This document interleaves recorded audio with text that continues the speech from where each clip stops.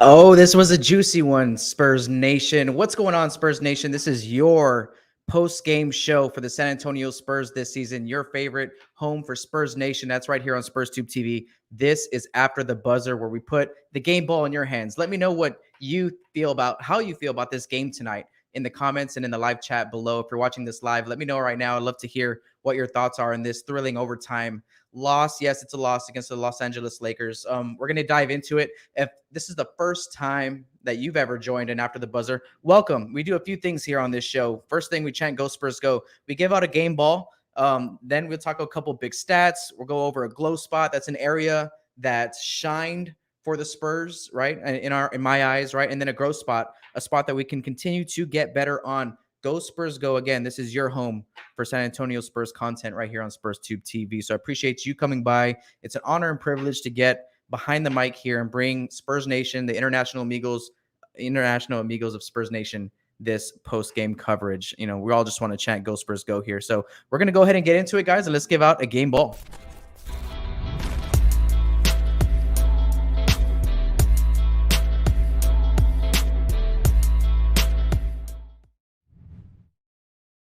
Well, there wasn't a lack of qualified nominees for this game ball, and I really want to know what your opinion is on the matter. So let me know in the chat room below or in the live chat if you're watching live, who gets your game ball tonight, because it could have gone in so many different ways, man. Let's get right into it.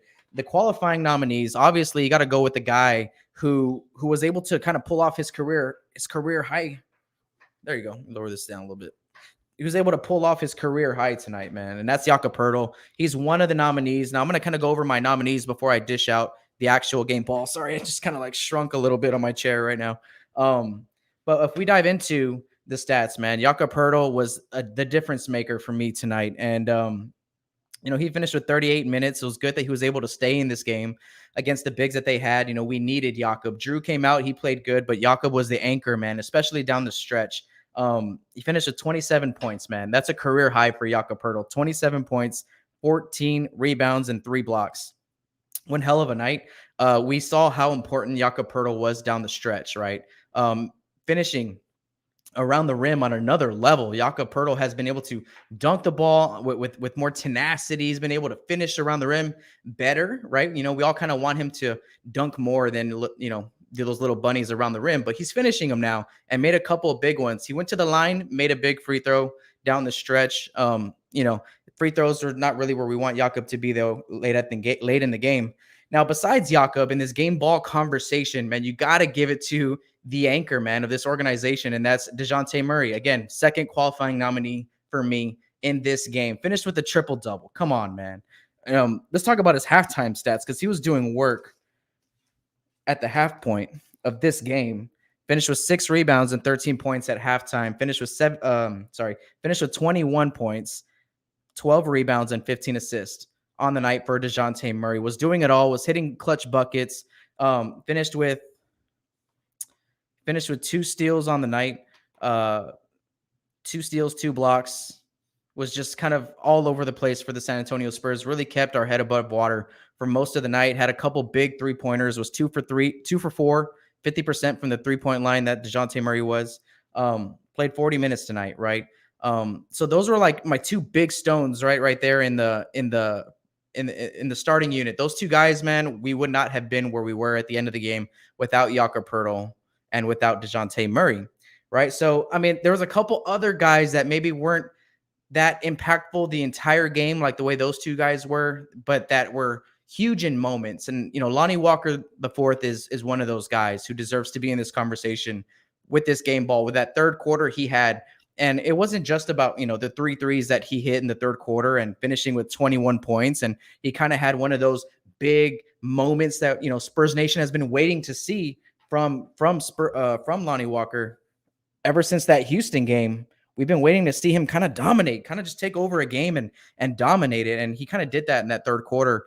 And it was a big moment when he did that. He hit a big 3 earlier on in the first half as well. That was huge. That put the Spurs kind of back, from back up, kind of got the Spurs back up off the mat after kind of getting hit from LA a few times. But that third quarter from Lonnie was impressive. He didn't score in the fourth. But Nobody did, right? We're going to talk about the fourth quarter a little bit later, but Lonnie Walker had a great night tonight, had 6 assists. He had 5 assists at halftime, right? So I was really impressed with Lonnie at half. He was at 10 points, 5 assists at halftime, finished with 21 and 6. 2 rebounds for Lonnie's. Want to see him get after a little bit more in the steals category, whatever. But I mean, Lonnie was awesome tonight. He's been awesome for a few games now. Devin Vassell also deserves to be in this conversation to who gets the game ball. He hit big shot after big shot. He was making defensive plays on the defensive end. Really, him and Lonnie Walker together is such a powerful combination. The reaction that comes from them two being on the court is off the charts, right? It raises the roof, it raises the temperature in the building, and people just get excited when these two guys get on the floor, right? So those are like well, there's one more guy. There's one more guy that deserves to be in this game ball conversation. You guys let me know in the comments below if I'm crazy or not. Or if you're listening to this on Apple or Spotify, thank you guys for listening. Let me know in the comments down below wherever you get your podcast jam on. But Keita Bates-Diop, I know Keita Bates-Diop had that late game turnover, but he was huge. He was huge in that fourth quarter and down that stretch in overtime. And my wife looked at me and she was like, "Why was he in the game and like not like someone else like Keldon or Lonnie or just someone else?"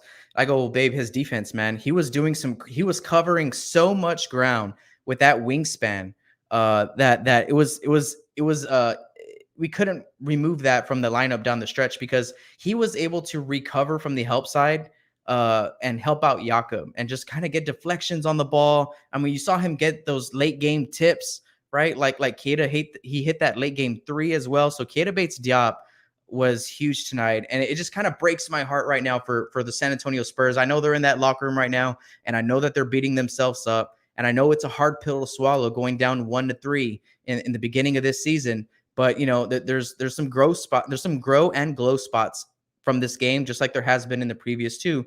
And you should have your head up above water if you're a Spurs fan right now, and be excited for what we just did. LeBron James didn't play. Anthony Davis, oh my goodness, he was a huge problem. 35 points, 17 rebounds, 4 assists, 4 blocks. I mean, that guy was a monster.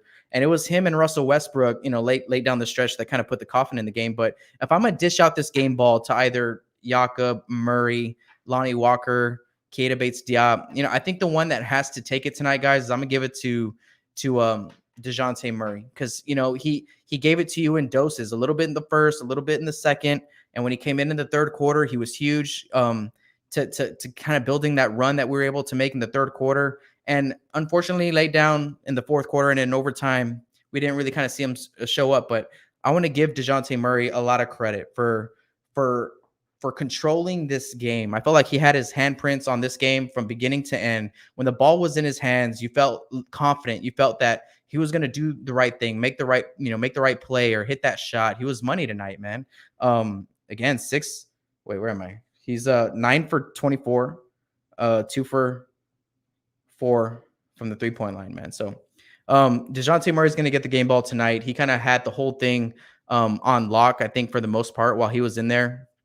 Did a hell of a job on defense and leading this team. I just see him lead in every night that we go out there. He's like the tip of the spear, and he's been keeping us dangerous while he's on the floor. So DeJounte Murray's getting that game ball from SpursTubeTv. So let me know who gets your game ball down in the chat below. We're going to go ahead and talk some big stats when we get right back.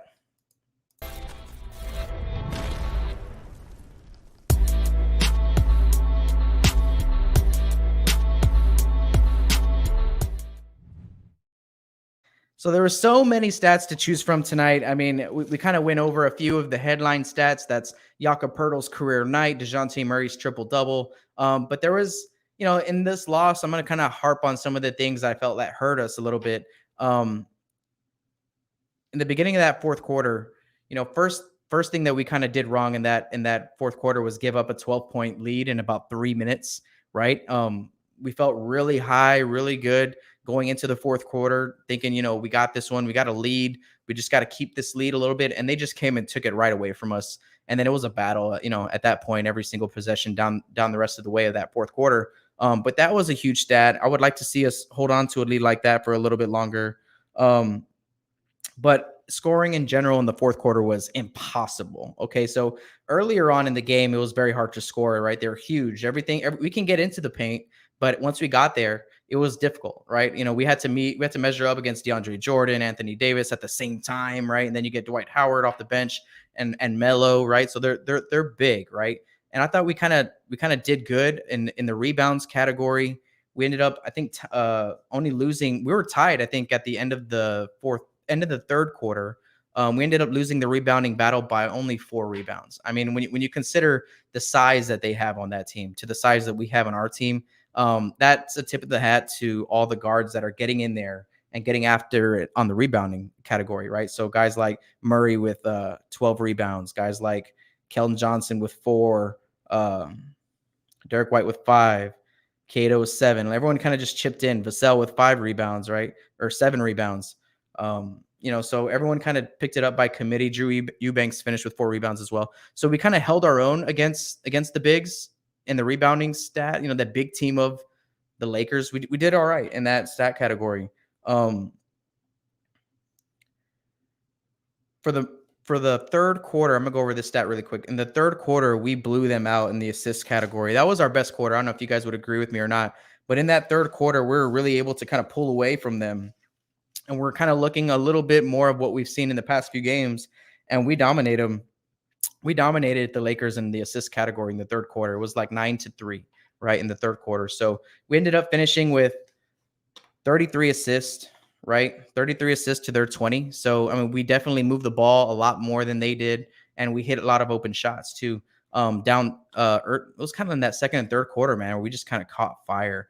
But at the end of the day, one of the biggest stats in this game is 17 points in the fourth quarter, right? 29 in the first, 33 in the second, 35 in the third, 17 in the fourth, right? So that's kind of goes to show you. They were talking about it on screen a little bit too. Sean Elliott was kind of getting into it, like saying he was kind of seeing that the Spurs were looking a little bit gassed, that they were running out of energy, and that it kind of showed. And it did. We got really sloppy there in the fourth quarter, right? And then we just couldn't hit shots after that. We couldn't put the ball in the hole. We couldn't even get good shots, to be honest, in the fourth quarter. So they were down 12. They came back and won that fourth quarter.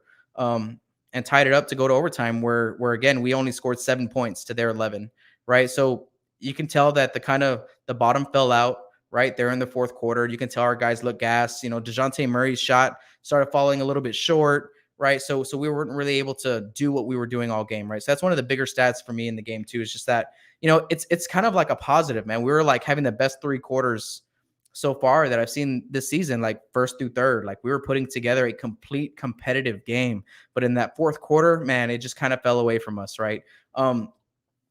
Earlier on in the game, talking about stats, I feel like this game was terribly called. It was terribly called. The officials were giving the Lakers everything in that first half, and going into the third quarter, it didn't change.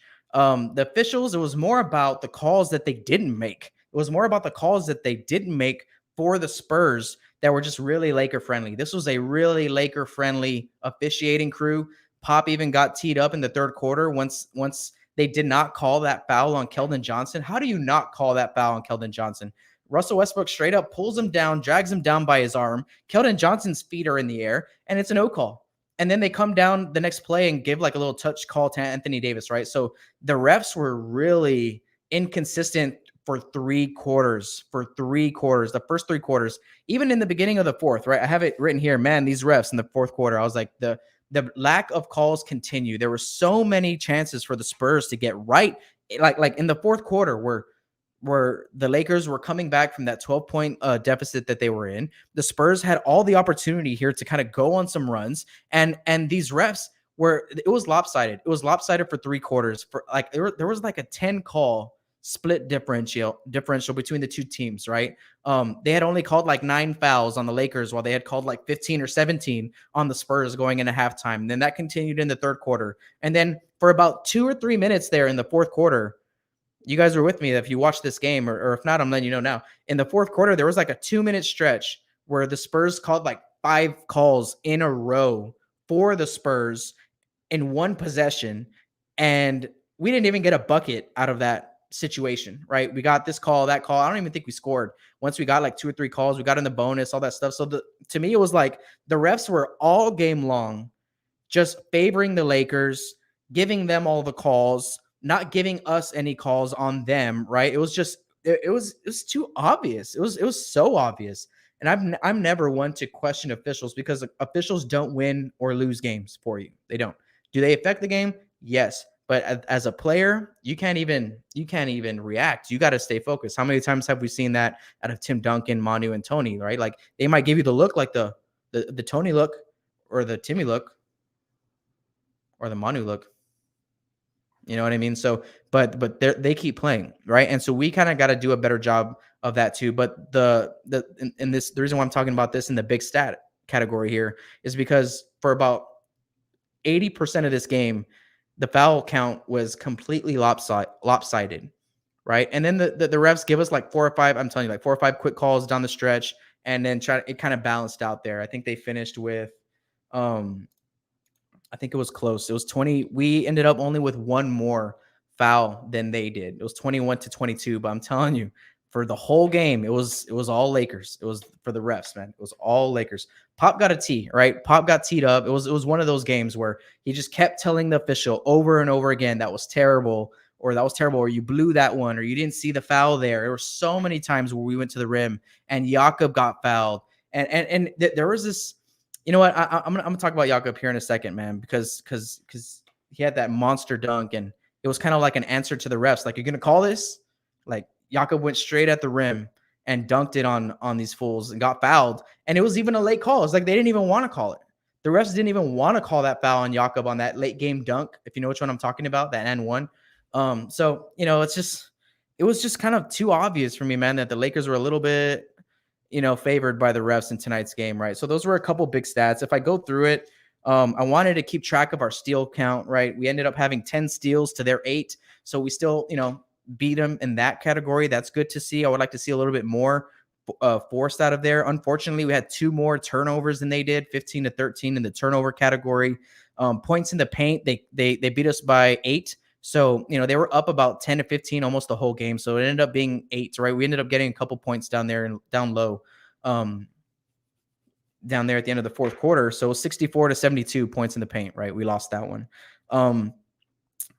Assists, though, I mean, 33-20, right? We put up 33 assists tonight. So some guys weren't hitting their shots, you know what I mean? But the ball was still moving. It was still moving inside of the 3-point line. I felt like, you know, we're hitting Jakob almost every time, man. And he finished. This is the type of night that you can get from Jakob if he's finishing around the rim. And then, you know, then all of our players that are playing with him are looking for him. And when he's finishing, he may put up 27. He can maybe not put up 27 and 14 every night, but I think he can be something like a 15-10, a 15-12 type guy if he finishes around the rim the way he did tonight. So there were so many positives, you know, in this game, but ultimately the big stat was just the lack of scoring down the stretch. The lack of scoring, and we'll get into some growth spots down the stretch where I kind of want to harp on some of the negatives, but you know, we shot the ball pretty well in stretches. I thought that was a pretty good stat too. We were 13 for 36 from the 3-point line, 36%. We put up 36 threes. That's more than what we're averaging right now at this moment. Right now, I think before this game, the Spurs were putting up about 27 shots from the 3-point line a game. Tonight, we shot a few more, but then we got a few more minutes to play too. So down the stretch. So, yeah, so great game. A couple big stats there for you. If you want to go down the stat sheet for the Spurs, some of the highlights down there are 21 points for Murray, 27 for Jakob. KJ finishes with 11, only 7 for Derek White tonight, only 4 for Doug McDermott. Off the bench, Lonnie Walker and Devin Vassell were huge. So we're going to go ahead and talk a little bit about that when we come right back. And we're going to go ahead and get into some glow spots, baby. Go, Spurs, go.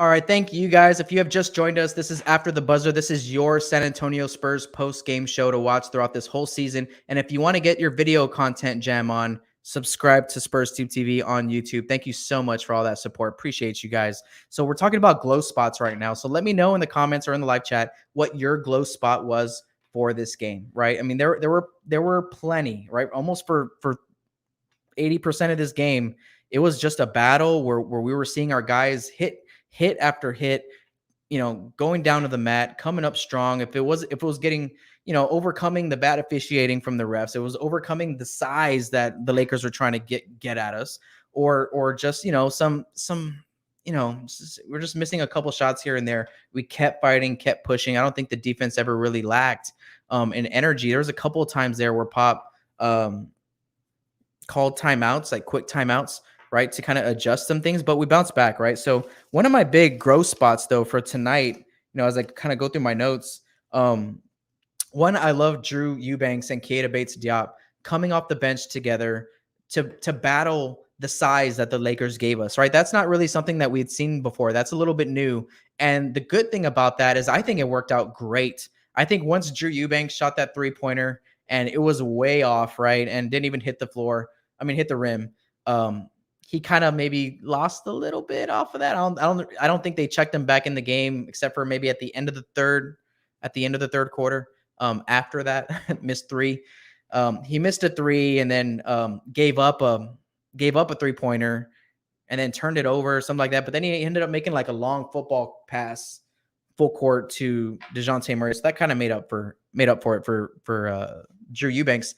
But I really like the way Keita Bates-Diop and Drew Eubanks complemented each other when they came on the floor. They didn't lack energy. They got after it. Drew Eubanks had that great steal by midcourt that ended up turning into a 3-ball, I believe, in the corner, either for Lonnie or for Devin, I think. So seeing those two guys come off the bench and have to battle some of the best bigs in the league, right? Anthony Davis is no joke. He's for real, right? If you didn't realize that tonight, Anthony Davis is the real deal.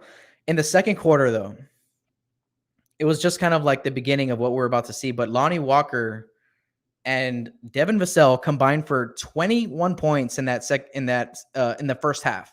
So they came out and they started hitting and they started being aggressive. And then Lonnie Walker only rolled that over into that hot third quarter. And the big growth spot for me is what these two players are able to do together, man, on the floor. There's something between those two guys. I used to see it out of Keldon Johnson and Lonnie together on the court. When they would play together, things would just happen. Good things would happen. And right now I'm seeing that out of Devin Vassell and Lonnie Walker, man. Those two guys as a tandem, as a scoring tandem, when they are on, it's going to be very hard for us to lose, like to be blown out and be losing games, right? Like we're not getting blown out here. And I think a big part of that is the fact that Lonnie, for the most part, this season so far, has been able to come off the bench and produce. And Devin Vassell, it's not a question, really. He's gonna impact the game in some type of way. So tonight, I mean, come on, man. Those two guys tonight, they combined for 40 points between those two kids. They combined for 9 rebounds. They combined for 8 assists. Plus 11, plus 10 in the box score. So those two guys together off our bench is probably looking like one of the X factors to this team this year, is that, hey, when our bench unit is in there, they have the capability of lighting it up and making the other team turn over the ball and really picking up the pace. I think this was another one of those games where once we started mixing up those lineups, the pace started to increase, and then we started to really find flow and rhythm in transition and get out and run. So it was another one of those games for us where I kind of saw that as a glow spot moving forward. So moving forward, let me see a couple positive things here, man. There were just a couple big plays from Jakob down the stretch. Big shots that got made by Lonnie Walker here and there. That it was a big part of building that lead, right? So to me, that was a huge glow spot moving forward. All right, guys. So let me see if I have anything here. KBD was a great glow spot down the stretch of this game. Give all the credit to Keita Bates-Diop competing the way he did. That turnover down the stretch, I wish he would have. I wish honestly somebody else would have came to Keita Bates-Diop and got the ball from him and went to go execute that last play of the game for us. Or we're down 4 at the point, so we could have maybe knocked it down to 3. If we hit a 3 or cut it to 2 with maybe 5-10 seconds left, we could have played a little bit more down the stretch. But that turnover, gave the ball back to the Lakers, and that was all she wrote. I don't blame Keita for that. He got that rebound, I think, or that loose ball. The play before, he got the tip on Jakob's missed free throw. He got the deflection on the lob to the rim for Anthony Davis. And he hit that wide open 3 in the corner, right? So Keita Bates-Diop did so many good things for the Spurs down the stretch that you kind of forgive him for that last play. But because, it was just his defense and his length. I think they talked about that in training camp. I think it was Lonnie Walker who said he might have like one of the longest wingspans, like out of anyone he's ever met, right? So Keita Bates-Diop kind of put that on display with his defense down the stretch. Huge. I mean, he was just huge down the stretch, man. So shout out to Keita Bates-Diop. We're gonna go ahead and talk about a growth spot. That's an area that the Spurs can still improve on, and I'm sure you guys have plenty of those if you're listening to this or watching live right now. Let me know down in the comment what you think is the growth spot for the Spurs coming out of tonight's game. There was no LeBron James. We went to overtime. We lost. We're 1-3. There's a lot of good signs. We talked about, a lot of the positives from this game. So when we get right back, we're going to talk about the growth spot. And I want to know what your growth spot is. So let me know in the chat room below or in the comment section below. Go Spurs, go.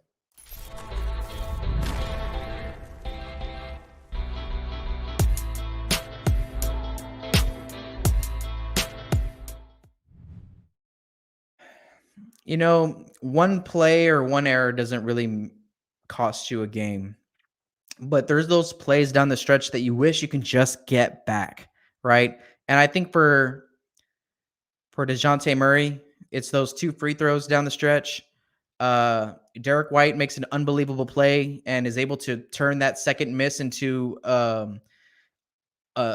another loose ball opportunity for the Spurs to come back and get another shot, right? So like we missed those 2 free throws, and then Devin Vassell ends up getting fouled, and then Devin Vassell misses 2 free throws, right? And then Jakob's not a great free throw shooter, so he goes like 1 for 4 down the stretch as well. The Spurs finished 12 of 22. That's 54% from the free throw line. And honestly, you don't want to get too low off this loss. It's one of those losses that really hurt. I think that Milwaukee lost that loss to Milwaukee, you lose by 10 points to Milwaukee. I think you walk away with that with your head up high thinking, man, we balled out. And Milwaukee just hit a couple big shots late down the stretch and separated the game. Tonight, the Spurs didn't let that happen. The Spurs were able to build a lead, and then they lost it. And then the Lakers kind of had it from that point on. But there were still moments for the Spurs to kind of get back in this thing and make it a game and actually take this one, man. And I was rooting for him, man. I was just like, come on, man. I want it for the fans in that arena, man. I really want them to blow up. I was just like, set this place on fire. And the Spurs did all those things down the stretch, man. We almost lost this game. We went down like 3. Malik Monk hit that 3 like by half court, right? So this thing almost slipped away from us. And those opportunities to kind of secure a lead with those free throws down the stretch are just something that you wish you can get back and might have been the difference. I think we can kind of say that for every loss so far this season is that there's been a small thing. There's been a small thing that's held us back from winning. For the most part, we're there. But tonight it's free throws. It's shooting 54% from the free throw line. Keldon Johnson was actually 7 for 8, which is great. That was great for KJ. But Jakob Poeltl 1 for 5, right? We talked about that.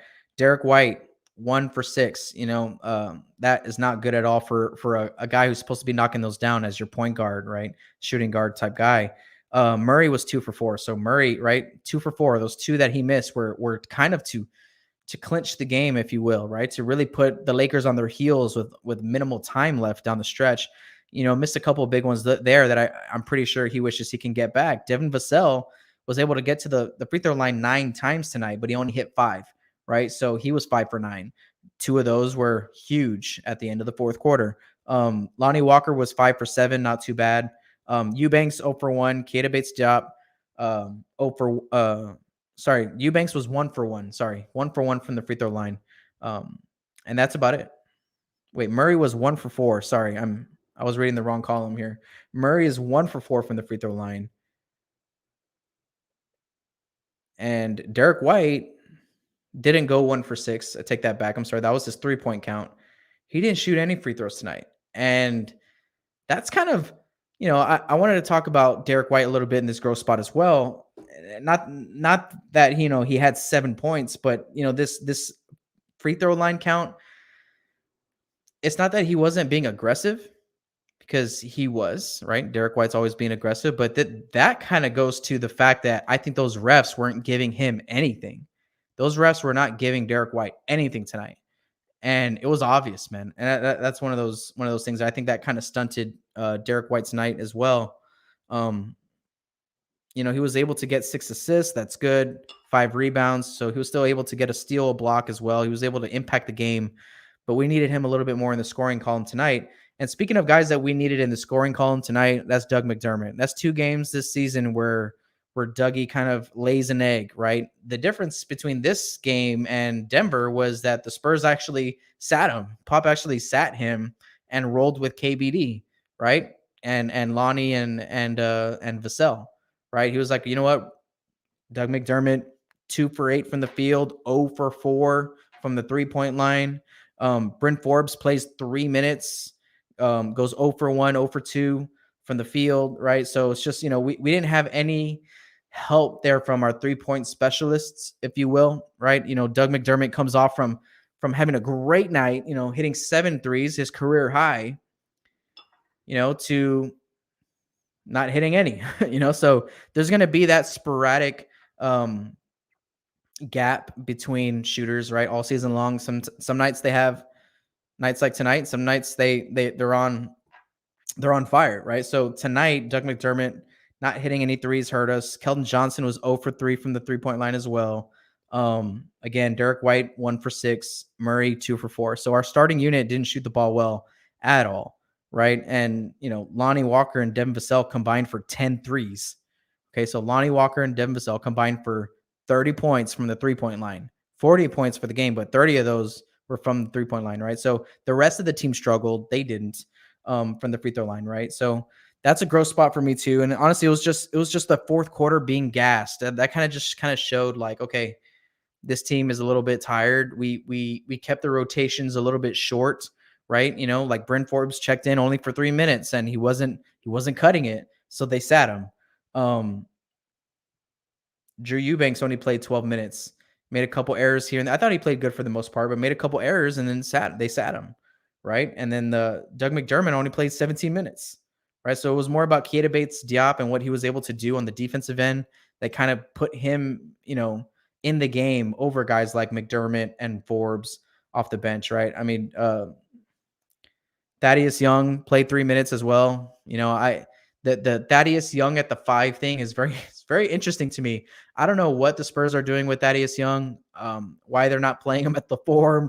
They want to use him in a small ball 5 role. That's already 2 or 3 times that we've seen him come in for just a little bit here and there in the 5 spot, which is kind of weird. I don't know what the goal is there, because for the most part he gets cooked at the 5 spot. He hasn't really shown to be a productive center with the group that we have. And the whole the whole Thaddeus Young thing to me is very interesting. I have a theory on what the Spurs want to do with Thaddeus, which is just kind of treat him good, let him get in his groove over, the first half of the season, let him get his stock go, let Thaddeus Young, let his stock go up for the rest of the NBA so they can try to trade him later on in the season for something good.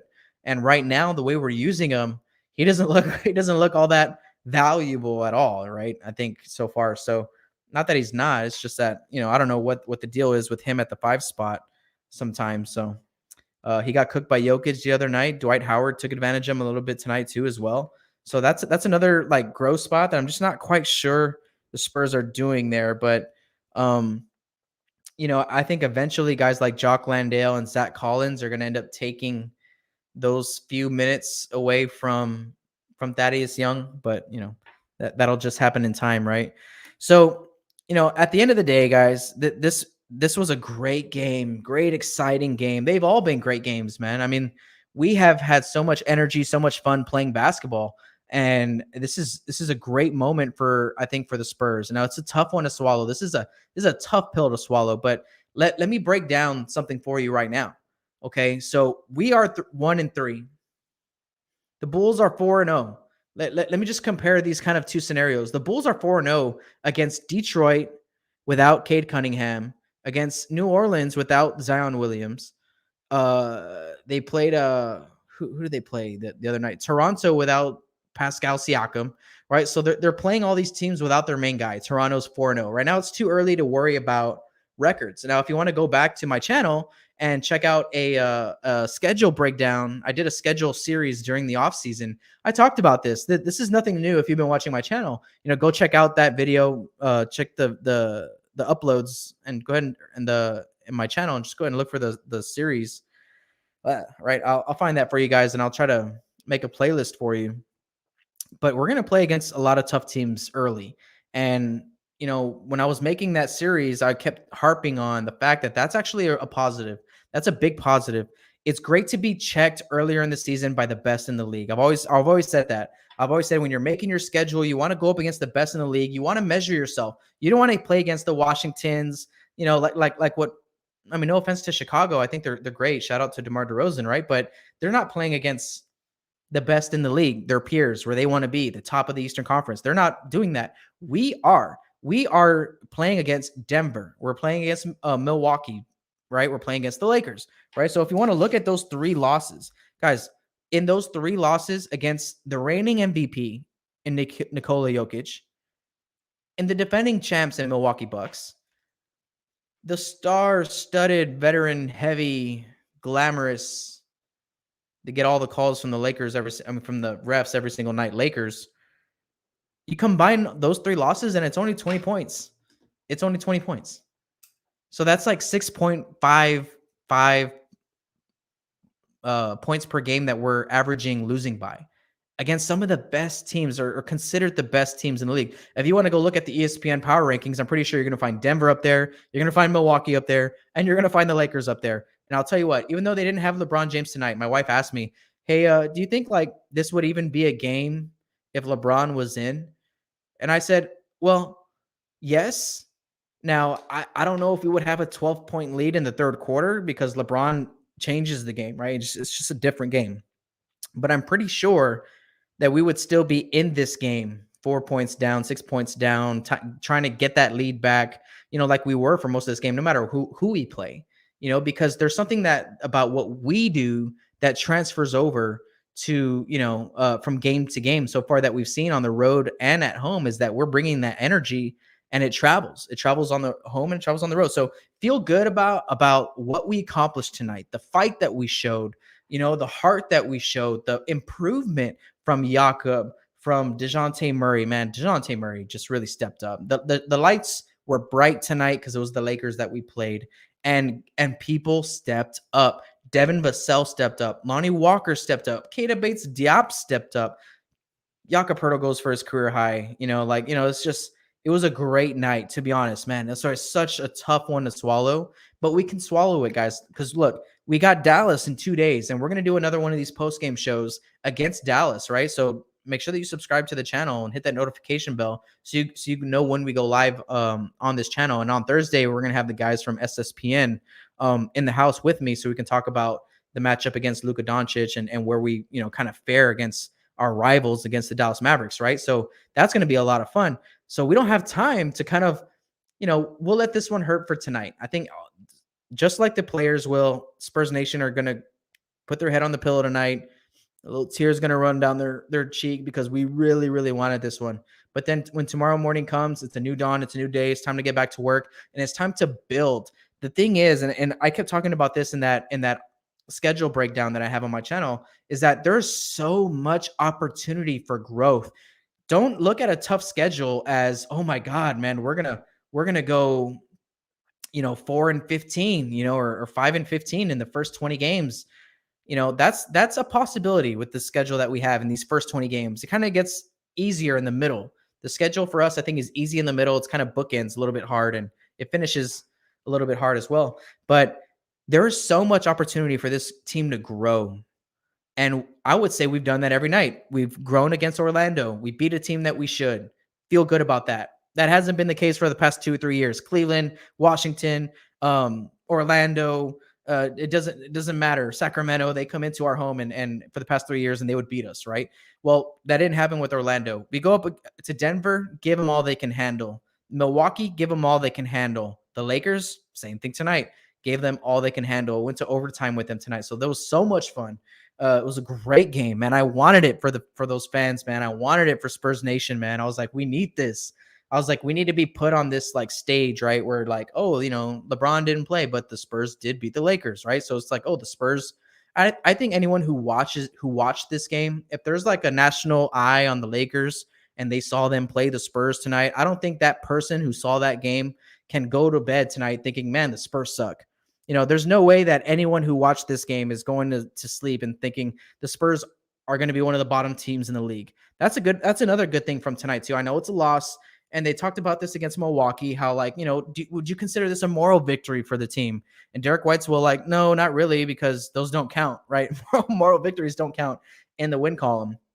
So not really, but at the same time, he also said, you got to build. I mean, we'll take the good, right? We'll take the good, we'll work on the bad, and we build. And that's honestly, guys, it's a season-long process. This is going to be a lot of fun covering this season with you guys, man, and doing these Spurs games for you, these post-game shows for you, because I get to actually talk to you guys about the growth and the bright spots and the development that happens with the team as they gel together, right? We're starting to see early now what some of the spots are, that we need to improve on. We still haven't put a 4-quarter game together, but that's really hard. Tonight was the closest that we did that. We played an awesome first 3 quarters, 29 points, 33, 35. We held the Lakers to 24 points in the 3rd quarter. That's great defense. You know what I mean? So like there was a lot of good in this game. But just there's a lot of bright spots to take and to watch throughout the season. This is just going to be a lot of fun, right? I walked out of this thing just super high, super excited. Can't wait to see what we do next, to be honest, because every game it's something. Every game it's something new. You're seeing something that you've never seen before from the Spurs team over the past few years. I'm like, why didn't Jakob ever play like this before? Like, did he just not want to dunk? They just learned how to dunk. I mean, he's finishing around the rim. Like, oh my God. I don't know. Maybe he's just getting a lot better looks too. I think that's the thing too, is that we're just finding him open a lot more. Excuse me. So that was a huge thing for me tonight, man. So Spurs Nation, I mean, keep your head up high. If you love these After the Buzzers, guys, there's so much more content on this channel for you. You can go ahead and click on any of the videos that are going to pop up here at the end of this video. If you want to see more post game coverage, we also do play-by-plays for you on the channel. We do, little sound bites from what the Spurs said after the game or during practice. There's just I started this new series I'm super excited about for you guys. It's Spurs versus the NBA. Check that out on this channel. I love what I did with that video. I mean, I like all my videos, especially like the play breakdowns. I love those. I love doing those for y'all. They're so much fun. But I did a video that came out yesterday that was Spurs versus the NBA. Week 1 highlights, what did we learn from week 1? So go ahead and if you want to know more about what this team is doing right now, there's a video on this channel. Go check it out. And it's Spurs versus the NBA. It has like Pop and the teams that we played last week. And I'm gonna start trying to do those for you guys every week. So it's a great video. So go Spurs go, guys. We have another one against Dallas. It was a lot of fun. Have a great night. Go Spurs go. Again, check out the channel. Check out the videos on this channel. You might find something that you like. Go Spurs go.